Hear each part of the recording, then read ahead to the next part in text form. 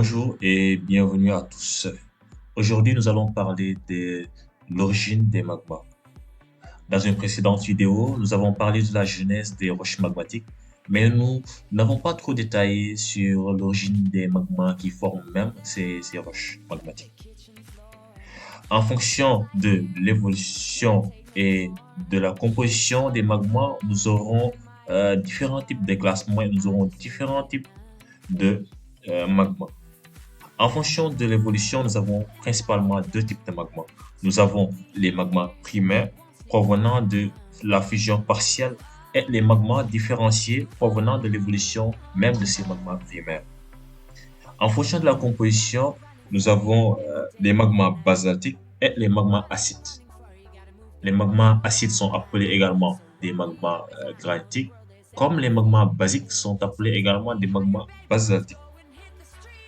Et en fonction du lieu de formation, la composition même de ces magmas va changer. C'est-à-dire, nous aurons pour un lieu de formation un magma basique et pour un autre, un magma acide.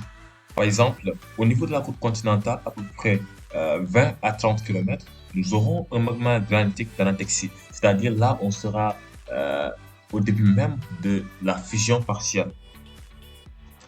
Au niveau de la sténosphère sous les dorsales, c'est-à-dire à peu près entre 25 et 30 km, nous aurons un magma basaltique tholéitique.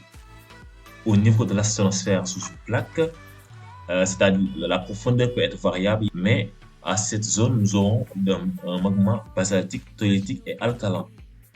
À la base de la lithosphère chevauchante, au niveau des fosses, nous aurons un magma basaltique hyperalumineux qui peut évoluer. Et à la limite entre le manteau et le noyau, c'est-à-dire à peu près à 2900 km, c'est-à-dire en profondeur, très en profondeur, nous aurons un magma basaltique alcalin.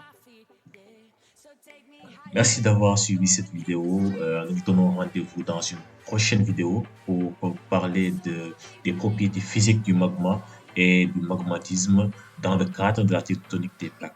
Merci.